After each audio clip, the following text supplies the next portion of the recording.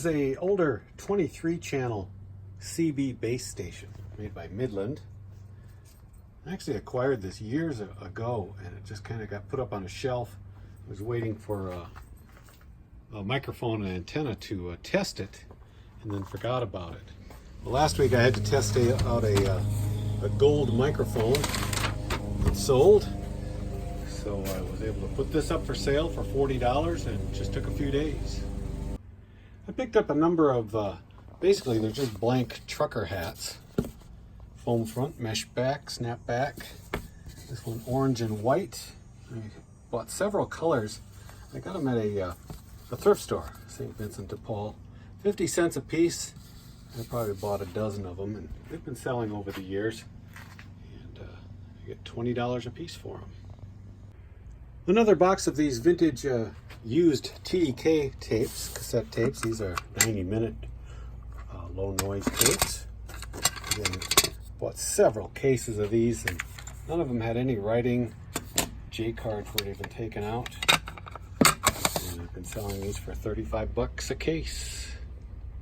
Pardon my mess, I'm using my shipping table to diagnose this turntable.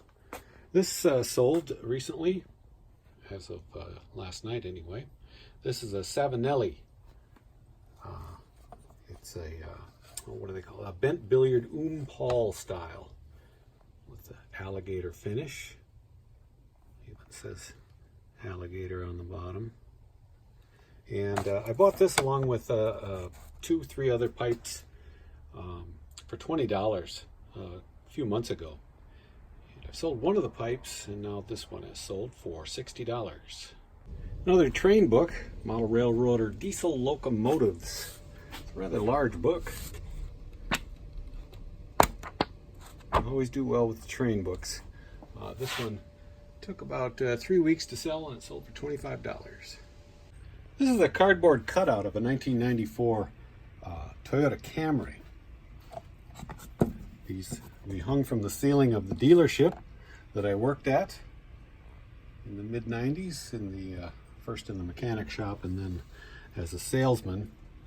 And I don't know why, but I stuck this in the briefcase with those brochures I grabbed and sold last week. And now this sold for 10 bucks. This is a vintage Zenith Circle of Sound AM/FM radio. They call it part of their Circle of Sound designs.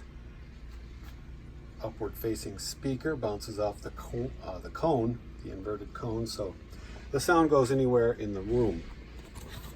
And this is the first one of these that I found.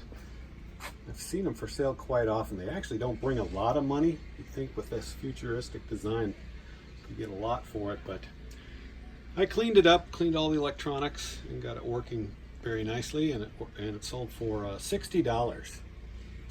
And just like Ryan on the podcast, I recently saw this in my inventory, my listed inventory, and I wondered why didn't that sell yet?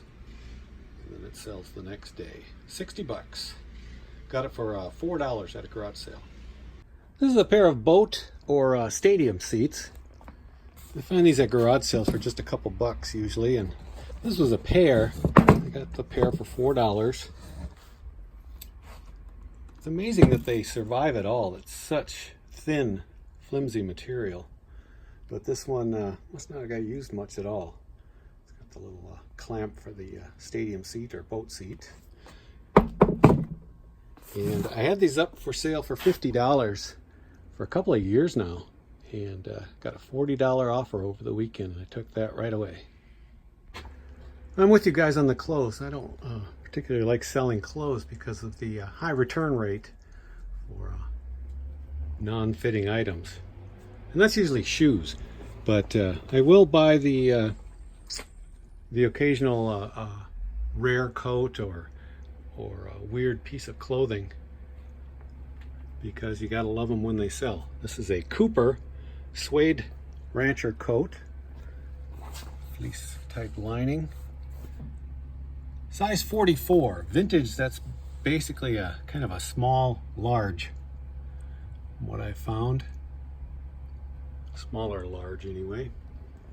And this I found just over the weekend. Paid $2 for it at a church sale, and it sold right away for $60. This is an early version of a micro cassette recorder made by Norelco, actually made in Austria. Norelco, a well-known Dutch brand name. And I've had this for quite some time. Finally dug it out of my unlisted inventory and tested it out, cleaned it up, and it does work. I'm not going to take it out of the box because it's all packed in there nicely. But a little handheld micro cassette recorder, although it's not standard. The micro cassette here is specific to this type of tape player or recorder, the Idea machine. And so this mini cassette doesn't fit in, say, a Sony mini cassette recorder. And I was able to sell this rather quickly for $40.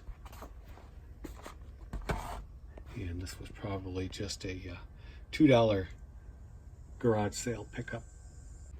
I found another tippet game. Unlike the last one that I've been selling the parts from, this one came complete and I just didn't have the heart to part it out. And I probably didn't get as much money for it, but I was able to sell it as a complete game for $30. Over the weekend I was going through some unlisted inventory boxes and came across these in a radio box full of tubes and stuff. These are coil forms. They don't have the wire coils around them right now, but they're for a national brand ham radio. And these give you different frequencies depending on how many times you wind a coil around it. And I wasn't sure what they were actually until I started doing the research. Figured out what they were, and then I priced them. I believe I priced these at $15 a piece, quantity of 4, and some guy bought all of them. And then he had to dispute me on, or not really a dispute, but the combined shipping he thought was more than he should pay. And when I figured it out, I did refund him 75 cents. In any case, 4 of these sold for 15 bucks a piece. This is a C.C. Filson quarter zip pullover. It's called a Shucksan. Found this at a garage sale, brand new with the tag. And they only wanted $10 for it.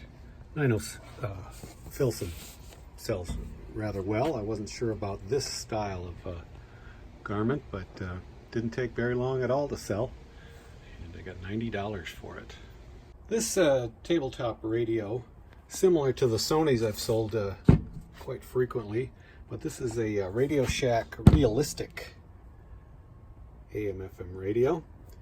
And for some reason, they're exactly the same as far as the way they look, how they work. But if it says Sony or Panasonic, you can get a lot more money. So in order to add a little juice to this, I happen to have found this still new in the package dipole antenna that can be hooked up so you can grab some distant stations with it. People like new old stock stuff like this. So added that to it, and it took about 2 months to sell, but I got 40 bucks for it. It was $1 at a garage sale. A few years ago, I bought an entire rack of TV production editing equipment. I sold a lot of it and still have a few pieces left over that have been up for sale for a couple of years now, including this Sony professional camera control unit. I wasn't able to do any testing other than plugging it in and seeing the lights come on, so I sold it as is. Originally priced it at $30 and finally got a $25 offer for it. I found this little ceramic kitty statue at a garage sale for 50 cents. I know my cat people.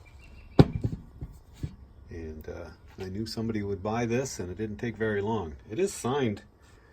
I did some research, didn't come up with anything. It says Vera 77 on it. It's in great shape, and I priced it at 30 bucks. It took about a week to sell. This is the battery hold down and side panel for a mid-70s Pinto or Bobcat. And I was able to sell this in about 5 weeks, I think it took me, and it sold for $50. I bought some stereo components last week, including this Pioneer PL530 turntable and a Sansui 9090 dB amplifier.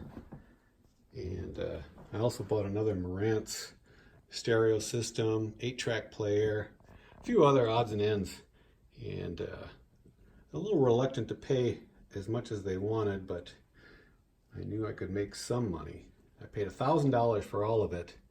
And yesterday this amplifier sold for $1,600. So we're in the black.